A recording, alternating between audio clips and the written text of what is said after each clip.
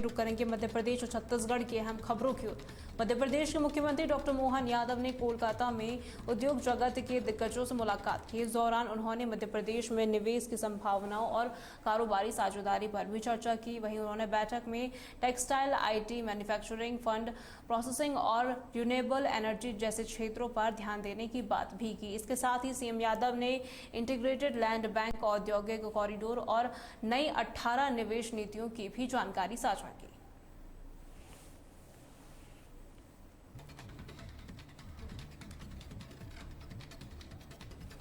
केंद्रीय मंत्री ज्योतिरादित्य सिंधिया ने उपराष्ट्रपति के पद पर मिली प्रचंड जीत के लिए सीपी राधाकृष्णन को बधाई दी है। ग्वालियर में मीडिया से बातचीत करते हुए केंद्रीय मंत्री ने कहा कि नए उपराष्ट्रपति राधाकृष्णन का जनसेवा का एक लंबा और शानदार इतिहास रहा है। सिंधिया ने कहा कि उन्होंने सांसद, प्रदेश अध्यक्ष और राज्यपाल जैसे कई महत्वपूर्ण पदों पर रहते हुए हमेशा जनता की सेवा की है। उन्होंने विश्वास जताया कि उनके नेतृत्व में भारत प्रगति के पथ पर और भी ज्यादा तेजी से आगे बढ़ेगा। बहुत दिल की गहराइयों से मैं बधाई देना चाहता हूं। हमारे उपराष्ट्रपति जी का इतने प्रचंड बहुमत से जीत इस बात का ऐलान करता है कि उनकी जनसेवा की ज़िंदगी कई पदों पर रहे हैं। सांसद रहे हैं, प्रदेश अध्यक्ष रहे हैं, राज्यपाल रहे हैं और उनकी जनसेवा के इतिहास एक बुलंद इतिहास है। उनके हाथों में न केवल राज्यसभा की कार्यप्रणाली, लेकिन संविधान के आधार पर भारत को आगे बढ़ाने की जिम्मेदारी भी आज उनके कंधों पर है। भारत उनके नेतृत्व में उपराष्ट्रपति के रूप में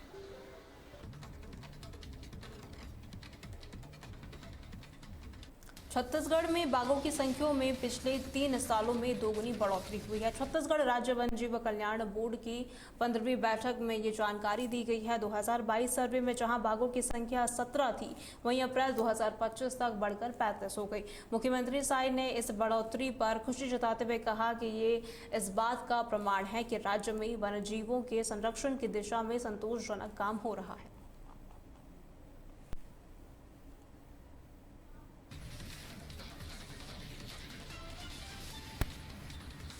भोजपुर विधानसभा क्षेत्र के बीजेपी विधायक सुरेंद्र पटवा के खिलाफ इंदौर की एमपी एमएलए कोर्ट ने गिरफ्तारी वारंट जारी किया है। सुरेंद्र पटवा, जो कि प्रदेश के पूर्व सीएम स्वर्गीय सुंदरलाल पटवा के भतीजे हैं, उन पर चेक बाउंस के कई मामले चल रहे हैं।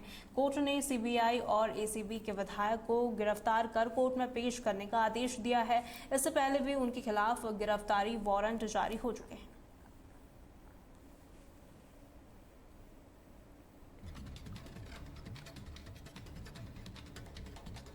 छत्तीसगढ़ के बालोद जिले में जीएसटी की नई दरों को लेकर बीजेपी और कांग्रेस के बीच तीखी बहस छिड़ गई है।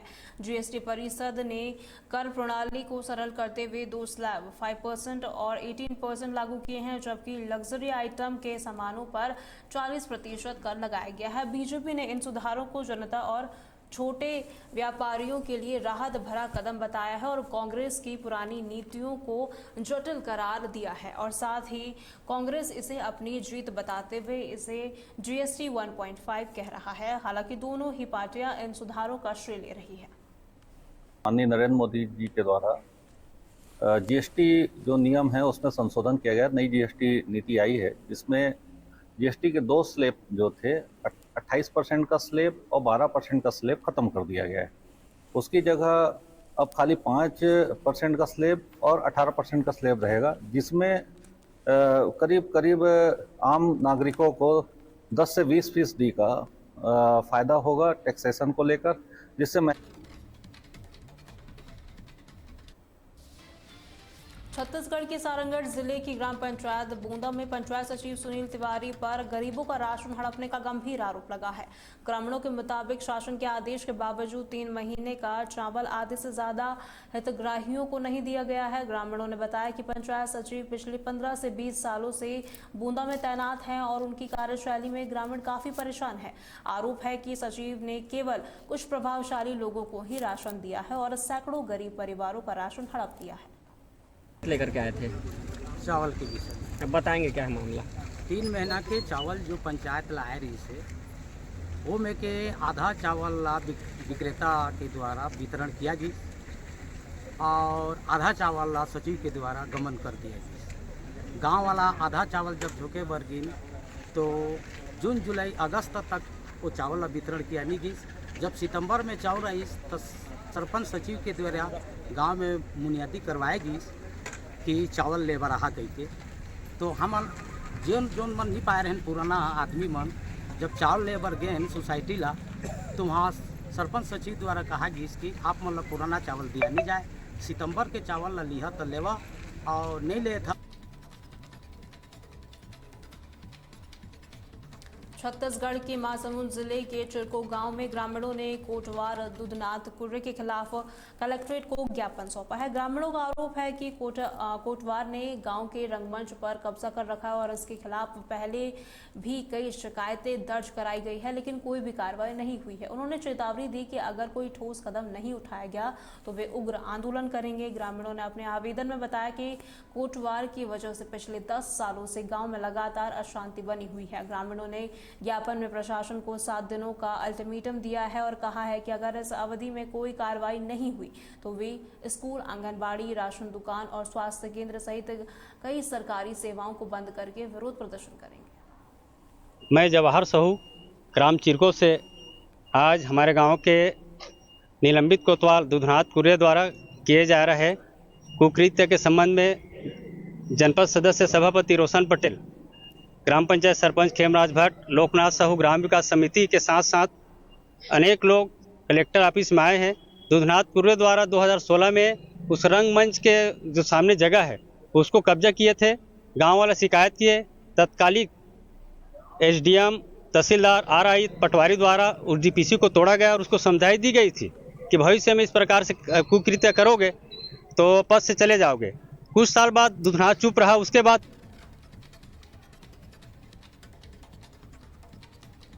छत्तीसगढ़ के सारंगढ़ जिले में एनजीटी के नियमों को ताक पर रखकर फ्लाई ऐश की अवैध डंपिंग का मामला सामने आया है, जिससे वन्य जीवों पर खतरा मंडरा रहा है। जिले में फ्लाई ऐश की अवैध डंपिंग की शिकायतें लगातार मिल रही है, लेकिन पर्यावरण विभाग इस पर लगाम कसने में नाकाम रहा है।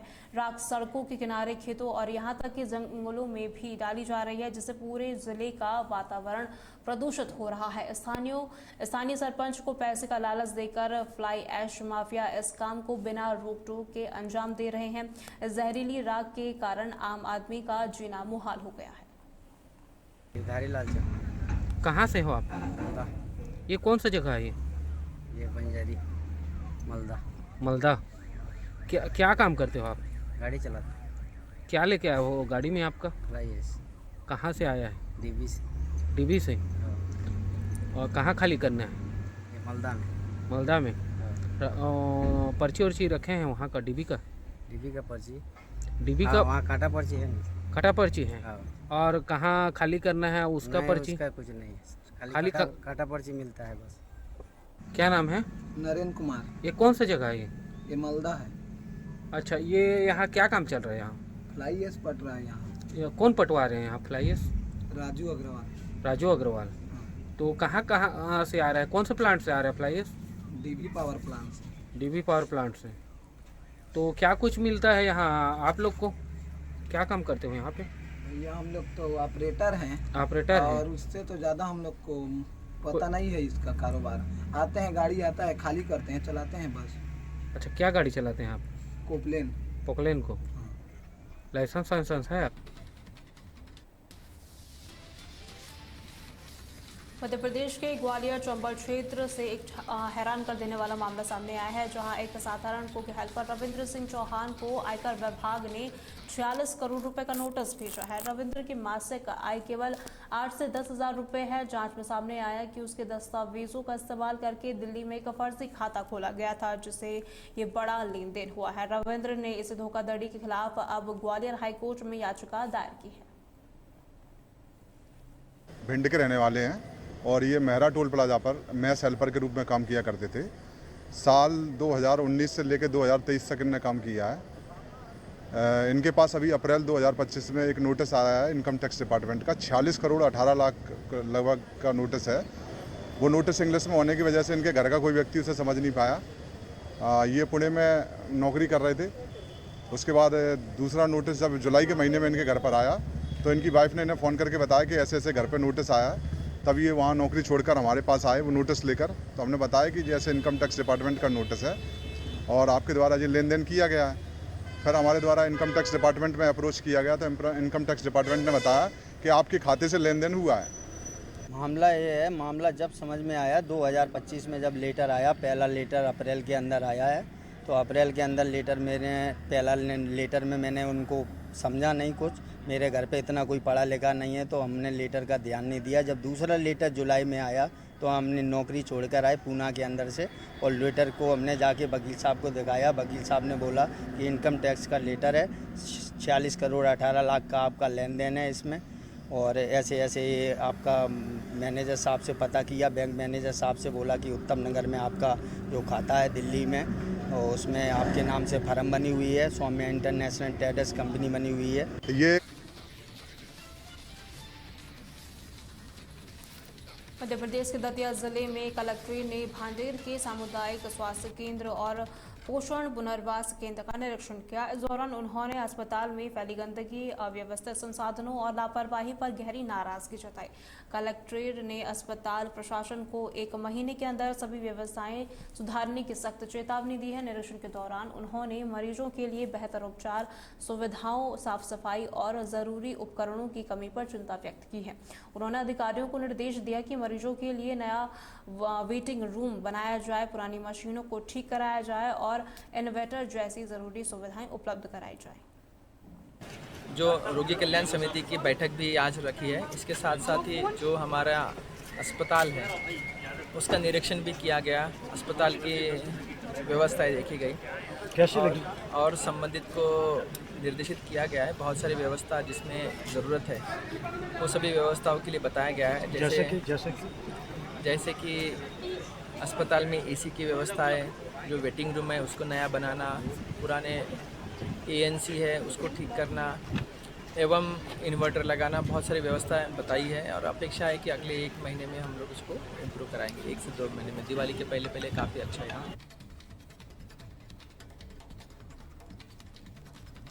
मध्य प्रदेश के ग्वालियर जिले में एक महिला ऑनलाइन ठगी का शिकार हो गई। जानकारी के मुताबिक महिला अपनी बीमार मां का इलाज कराने के लिए गूगल से मिले नंबर पर कॉल करती है, लेकिन कॉल करने के दौरान महिला ठगी का शिकार हो जाती है। साइबर ठगों ने 10 रुपए की ऑनलाइन फीस का बहाना बनाकर महिला से बैंक डिटेल्स ली और उसके 2 खातों से 2.62 लाख रुपए निकाल लिए। महिला ने तुरंत पुलिस को सूचना दी, जिसके बाद अज्ञात आरोपी के खिलाफ मामला दर्ज कर दिया गया है और कार्रवाई शुरू कर दी गई है। मेरी मदर की तबीयत खराब थी तो मेरे को डॉक्टर चुगलानी का नंबर चाहिए था, वहाँ नंबर लगाना था। तो मैंने गूगल से नंबर लिया डॉक्टर चुगलानी का, जो आज भी है उस मोबाइल गूगल पर दिख रहा है वो नंबर। तो मैंने उनको नंबर लगाया कि मेरे ऐसे ऐसे मदर की तबीयत ठीक नहीं तो मुझे नंबर चाहिए। तो उन्होंने कहा आप 10 रुपये से रजिस्ट्रेशन करा लीजिए। तो मैंने कि ठीक है कर देते हैं। कैसे करना है, कि मैं व्हाट्सएप पे आपको हाई भेजता हूँ, तो आप उस पर 10 रुपये से रजिस्ट्रेशन कर दीजिए। तो उन्होंने हाई भेजा, तो उससे एक प्रोफार्मा आया, पेशेंट नेम, एज और बैंक का नाम, और नीचे आया कि है ना क्या कहते हैं कितना अमाउंट, तो उसने कहा 10 रुपये आप भर दीजिए। मैंने 10 रुपये भर दिए। फिर नीचे आया गूगल पे या फ़ोन पे, आप इसमें तीनों में से क्या करना चाहते हैं। तो मैंने गूगल पे टिक कर दिया और उसके बाद फिर नेक्स्ट किया। फिर नेक्स्ट में जो फॉर्म आया वो मैंने भरा और फिर नेक्स्ट कर दिया। तो नेक्स्ट करते करते उसने लिंक ऐड कर ली। फिर मैं डॉक्टर को दिखाने चली गई, डॉक्टर को दिखा के आई, कुछ मुझे मालूम नहीं। फिर संडे को 11:30 बजे पूरा अमाउंट दोनों मेरे अकाउंट से निकल गया, 2 लाख। देखिए ये एक साइबर ठगी का मामला सामने आया। हालांकि ये भी शिकायत ये प्राप्त हुई है। इसमें एक युवती हैं जिन्होंने अपनी मां को दिखाने के लिए एक गूगल पर डॉक्टर का नंबर सर्च किया और नंबर चूँकि कोई फैब्रिकेटेड किसी ठग द्वारा वहाँ इम्प्लांट किया गया था। इन्होंने वहाँ उस पर कॉल किया, कॉल करके उसके द्वारा इनसे रजिस्ट्रेशन के नाम पे 10 रुपये की मध्य प्रदेश के देवास में सिटी कोतवाली पुलिस ने देर रात माता टेकरी रोड पर एक बड़ी कार्रवाई को अंजाम देते हुए सट्टे के एक बड़े अड्डे का भंडाफोड़ किया है। पुलिस ने मौके से 19 लोगों को गिरफ्तार किया है। सीएसपी सुमित अग्रवाल ने बताया कि पुलिस अधीक्षक को गुप्त सूचना मिली थी कि कृष्णा कोल्ड ड्रिंक के पीछे एक दुकान में 20 से 25 लोग जुआ सट्टा खेल रहे हैं। इस सूचना के आधार पर पुलिस टीम ने छापा मारा और सभी आरोपियों को रंगे हाथों पकड़ लिया। छापेमारी के दौरान पुलिस ने आरोपियों के पास से नकदी और चार पहिया वाहन और साथ ही मोबाइल फोन भी जब्त किए। अधीक्षक महोदय को देर रात मुखबिर से सूचना मिली कि एक घर में कुछ संदिग्ध लोग अवैध गतिविधि कर रहे हैं। इस पर से रात्रि गश्त में शहर के जितने भी थानों का बल था उन सबको एकत्रित किया गया और ये जो स्थल है अपना कृष्णा कोल्ड ड्रिंक जो माता टेकरी के पास में है उस घर में जाके दबिश दी गई। दबिश के दौरान वहाँ पर हमने 19 लोगों को राउंड अप किया और उनके पास से ताश की गड्डियाँ 2,12,000 रुपये नकद और साथ में ये जिन गाड़ियों से आते थे तो इसमें 2 4 व्हीलर है, एक स्विफ्ट और एक i10 और साथ में 4 2 व्हीलर और 16 मोबाइल।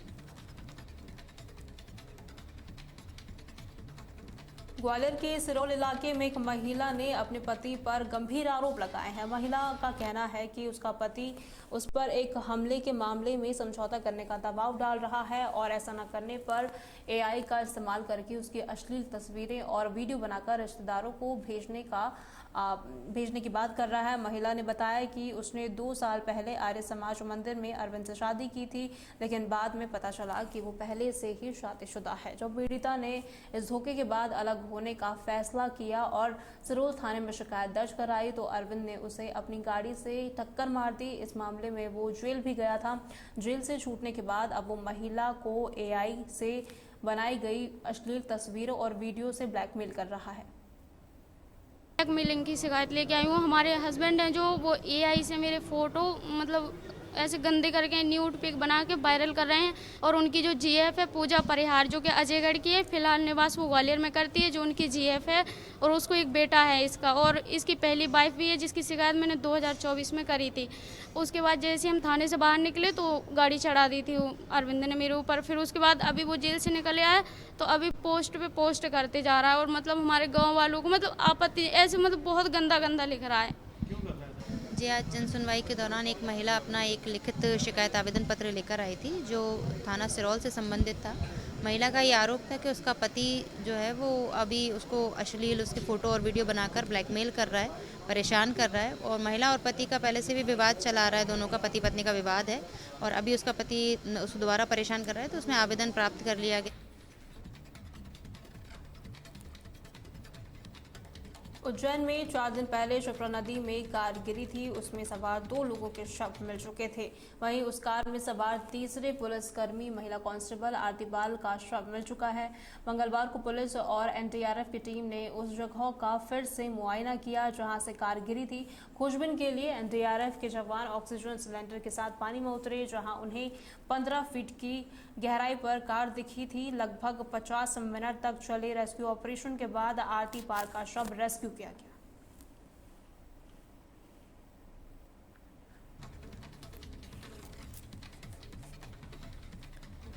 मध्य प्रदेश और छत्तीसगढ़ की अहम खबरों में फिलहाल इतना ही। खबरों के लिए बने रहें तहलका डिजिटल के साथ।